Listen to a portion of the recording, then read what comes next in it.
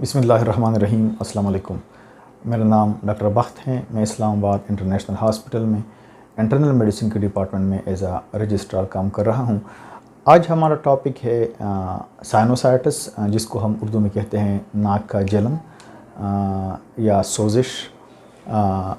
हमारे फेस में, हमारे स्कल में कैविटीज़ होते हैं, खाली जगह होती हैं, जिनको हम कहते हैं साइनसिस। इन साइनसिस का फ़ायदा ये होता है कि इससे हमारे स्कल का वज़न कम होता है, और जब हम एयर ब्रीथ करते हैं इसकी वार्म अप इसको गर्म करती है। ये साइनसिस जो होते हैं एक कैविटीज़ फेस के स्कल के मुख्तलिफ़ हिस्सों में होते हैं। जो यहाँ पे होते हैं इस बोन को कहते हैं मैक्सिला। इसमें जो साइनसिस होते हैं कैविटी यहाँ पे और एक यहाँ पे, इनको कहते हैं मैक्सिलरी साइनसिस। इस तरह होते हैं फ्रंटल साइनसिस जो फ्रंटल बोन में होते हैं और अंदर की तरफ होते हैं एथमाइडल साइनसिस। एक है स्फीनाइडल साइनस जो बिल्कुल स्कल के अंदर साइड पे होता है। तो ये साइनसिस जो होते हैं एक कैविटीज़, ये लाइन होते हैं एक मेम्ब्रेन से जिसको म्यूकस मेम्ब्रेन कहते हैं। इसमें म्यूकस डेवलप होता है और ये जो साइनसिस हैं ये नोज़ के साथ कनेक्टेड होते हैं। तो इसको अगर हम डायग्रामेटिकली ड्रा करें सिंपल रिप्रेजेंटेशन में, तो लेट्स सपोज इन नोज़ है और यहाँ पे होते हैं साइनसिस, एक यहाँ पे होता है, ठीक है। इनको कहते हैं maxillary sinus, maxillary sinus both side पे। फ्रंटल जो होता है, जो फोरहेड होता है, यहाँ पे होते हैं फ्रंटल साइनसिस और यहाँ पे होते हैं एथमाइडल साइनसिस।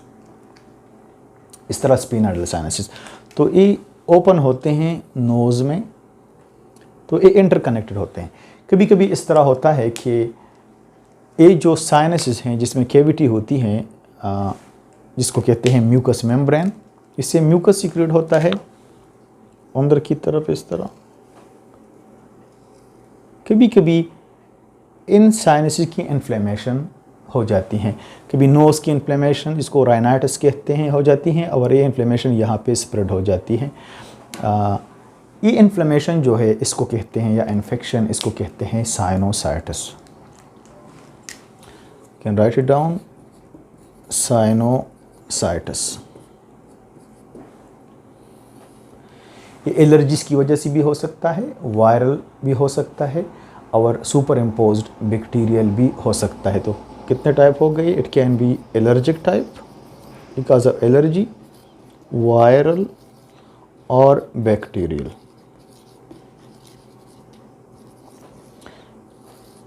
जब ये सिम्टम्स कुछ दिनों में डेवलप हो जाते हैं तो इनको हम कहते हैं अक्यूट साइनोसाइटिस, जो इमीडिएट होता है फ़ौरन, इसको हम कहते हैं अक्यूट साइनोसाइटिस।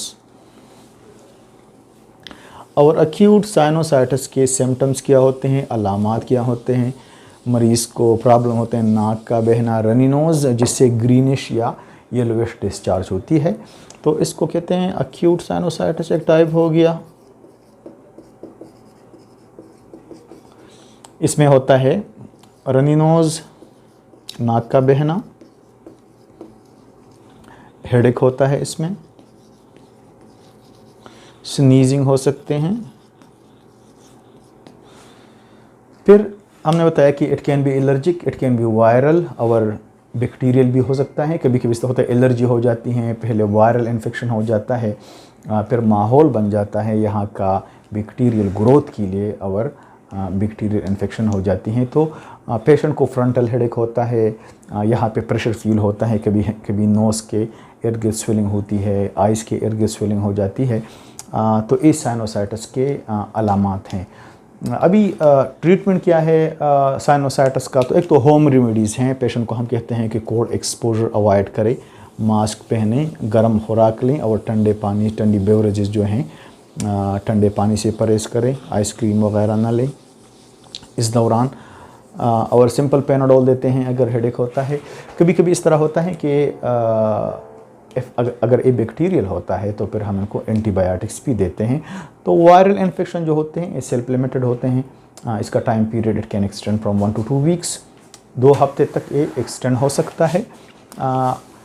तो ये सेल्फ लिमिटेड होता है। एलर्जिक जो होता है वो भी हम एंटी एलर्जिक मेडिकेशन जिसको हम एंटी हिस्टामिन कहते हैं, जिस तरह आम लोग जानते हैं सिट्राजीन, लोराटिडिन, पेराटान, ये सारे एंटी हिस्टामिन मौजूद होते हैं मार्केट में, इसको हम दे देते हैं।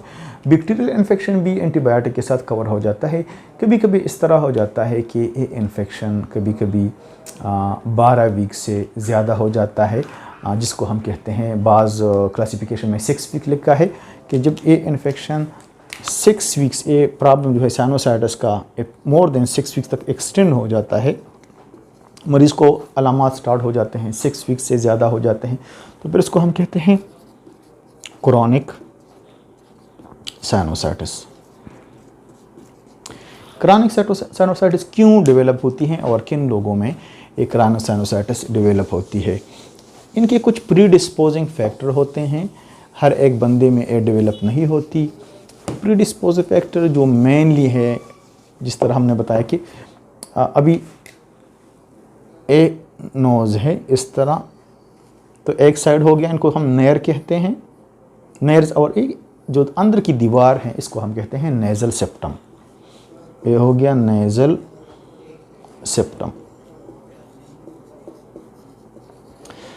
ये दरमियान में नॉर्मल होता है, कभी कभी ये टिल्टेड होता है राइट की साइड की तरफ या लेफ्ट साइड। अगर ये टिल्टेड है ये नेज़ल सेप्टम इस तरफ, तो इसको हम कहते हैं DNS। DNS का मतलब है डिविएटेड नेज़ल सेप्टम। जब ये डिविएटेड होता है तो यहाँ पे वेंटिलेशन कम हो जाती है, और कम होने की वजह से यहाँ पे जो म्यूकस बनता है इसको प्लग कर देता है, तो इसमें वेंटिलेशन, हवा की हरकत कम हो जाती है, यहाँ पे बैक्टीरिया ग्रो कर जाते हैं। इसकी वजह से इस तरह हमने बताया कि साइनस के साथ कनेक्ट होते हैं, तो इन्फेक्शन साइनस में चली जाती है और ये जो म्यूकस बिल्डअप हो जाती हैं ये ड्रेन नहीं होता, और इससे इन्फेक्शन 6 वीक्स 12 वीक्स तक चला जाता है। इसको हम क्रॉनिक साइनोसाइटिस कहते हैं, जिसके कॉम्प्लिकेशन हो सकते हैं। एक तो पेशेंट को ब्रीदिंग प्रॉब्लम होती है, फ्रंटल हेडेक होता है, फीवर होता है।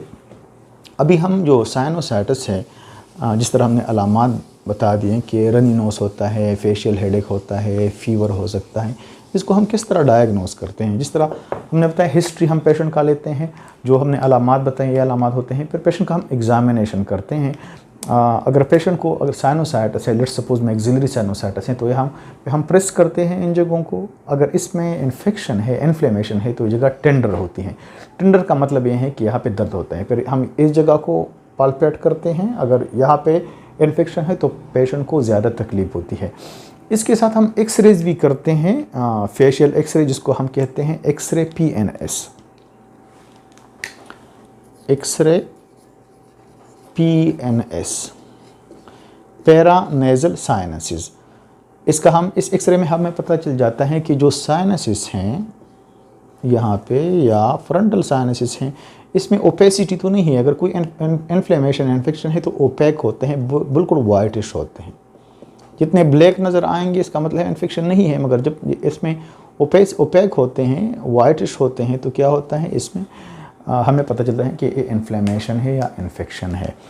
इस तरह हम CT स्कैन भी करते हैं। अगर हमें कोई एक्सरे हमें डायग्नोज नहीं होती एक्सरे से, तो हम फिर CT स्कैन भी करते हैं इसके डायग्नोसिस के लिए। और काजेज़ जिस तरह हमने बताया, एक DNS हो गया, इस तरह पोलिप्स भी हो सकते हैं। बाज़ लोग कहते हैं कि हमारे नाक में गोश्त है।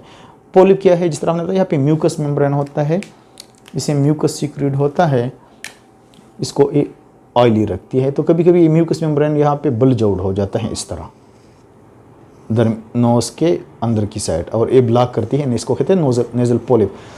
तो नेज़ल पोलिप जो है ट्यूमर भी हो सकता है, विच इज़ वेरी अनकॉमन, मगर पोलिप उन पेशेंट को जिनको एलर्जीज होते हैं उनको पोलिप की चांसेस ज़्यादा होते हैं। तो हम तो मेडिकेशन के थ्रू क्योर करते हैं, डीकंजेस्टेंट मेडिकेशन, एंटीहिस्टामिन वगैरह। अगर क्योर नहीं होता फिर इसकी सर्जरी होती है और इस पोलिप को रिमूव किया जाता है। अभी कौन से एलर्जिक कंडीशन है जिसमें पेशेंट को साइनोसाइटिस? एलर्जिक जो है कोल्ड एक्सपोजर की वजह से भी हो सकती है। It can be because of the pollens, it can be because of the dust, किसी चीज़ की, it can be because of the wool, किसी चीज़ से भी हो सकता है। तो हम पेशेंट्स को एजुकेट करते हैं कि वो इन एलर्जेंस को अवॉइड करें और मास्क पहने। अभी वायरल इन्फेक्शन से हम किस तरह बच सकते हैं? अगर किसी बंदे को स्नीजिंग है, फीवर है, सिम्टम्स ऑफ साइनोसाइटिस है, तो उससे दूर रहना चाहिए। अभी तो कोविड का भी बहुत एंडेमिक है, सेम प्रेजेंटेशन होती है, इसलिए हम पेशेंट को एडवाइस करते हैं कि मास्क पहने, 6 फीट का फासला रखें, अपने हाथों को रेगुलरली साबुन से धोएं। तो इससे चांसेस ऑफ इन्फेक्शन कम हो जाते हैं। अभी अगर साइनोसाइटिस को ऑन टाइम ट्रीट नहीं होता, हमने बताया कि वायरल इन्फेक्शन सेल्फ लिमिटेड हैं, एलर्जिक इन्फेक्शन भी सेल्फ लिमिटेड हैं, मगर फिर भी हम अलामात को कम करने के लिए दवाइयाँ देते हैं, मगर इनके कॉम्प्लिकेशन भी हो सकते हैं। अगर इन्फेक्शन जो है sinusitis, if it is bacterial है, तो ये साइनोसाइटिस इसकी कॉम्प्लिकेशन इस तरह हमने बताया कि क्रॉनिक साइनोसाइटिस की एक इसकी क्रॉनिसिटी हो जाती है, ज़्यादा हो जाता है, इसको हम क्रॉनिक साइनोसाइटिस के 6 वीक्स से ज़्यादा हो जाता है साइनोसाइटिस। कभी कभी जो ये हमने बताया कि यहाँ पे साइनसिस हैं, तो यहाँ का जो इन्फेक्शन है ये ऊपर इस तरह इंटरकनेक्ट होते हैं नोज़ के साथ, तो it can go up to the brain के इर्द गिर्द पर्दे होते हैं जिनको हम कहते हैं मेनिंजेस, और ये इन पर्दों का इन्फेक्शन काज कर सकती है, जिसको हम कहते हैं मेनिंजाइटिस।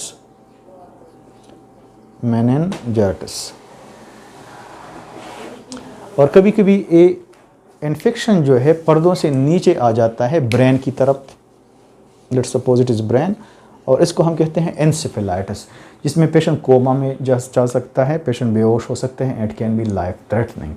तो कभी कभी ये इन्फेक्शन जो सॉकेट हैं आइस के यहाँ पे चला जाता है, जिसको हम एंडोप्थल्माइटिस कहते हैं।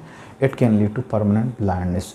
इसका मतलब ये है कि जो भी बीमारी है तो फ़ौरन डॉक्टर के यहाँ आना चाहिए कि इसकी तशख़ीस हो और इसका ट्रीटमेंट वक्त पर किया जाए। तो ये कुछ बात ही थी साइनोसाइटिस के बारे में कि हमारे स्कल में कैविटीज़ होते हैं जिसको हम साइनसिस कहते हैं, मैक्सिलरी साइनसिस, फ्रंटल, एथमाइडल अंदर की तरफ, स्फीनॉइडल साइनसिस होते हैं। इसका मेन मकसद ये है कि हमारे स्कल का वज़न कम करती हैं, इट्स अ इंजीनियरिंग।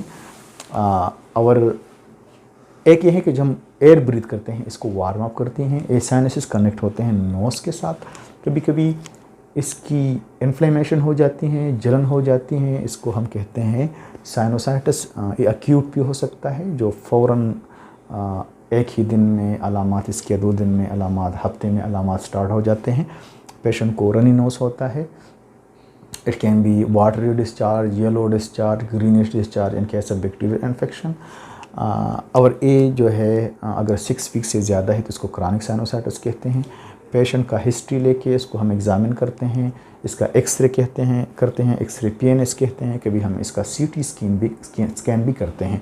तो ट्रीटमेंट अगर वायरल इन्फेक्शन, हमने बताया कि हम तो होम रेमेडीज़ हैं, avoiding cold beverages, cold exposure को अवॉइड करना, एलर्जेंस को अवॉइड करना। अगर वायरल इन्फेक्शन है तो मास्क पहनना, अगर छींक आए तो एल्बो पे करना, अपने हाथों को बार बार धोना।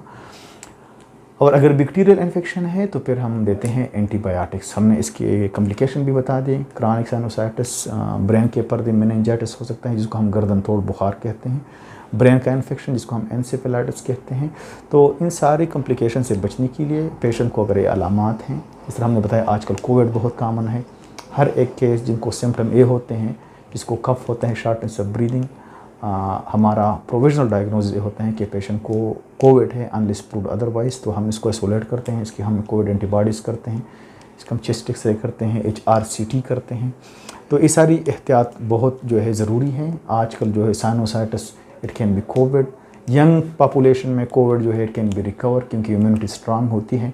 पेशेंट एसिम्प्टोमेटिक भी हो सकते हैं, मगर जो घर में बुज़ुर्ग होते हैं जिनको डायबिटीज़, हाइपरटेंशन जिसको हम कोमॉर्बिडिटीज़ कहते हैं, अगर वो इन्फेक्शन उनमें ट्रांसमिट होता है कोविड का, it can B life threatening for them. तो इसके लिए लाइफ थ्रेटनिंग, जान को ख़तरा साबित हो सकता है। तो मतलब ये होगा, इसका मकसद ये है कि जो भी अगर आपको प्रॉब्लम है तो डॉक्टर के यहाँ आए कि आपकी फ़ौरन तशख़ीस हो और इसकी पेचीदगियाँ ना हो और इसकी ट्रांसमिशन और पॉपुलेशन को ना हो।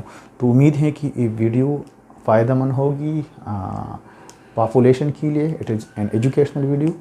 please subscribe to the channel. Thank you for listening. Bye bye.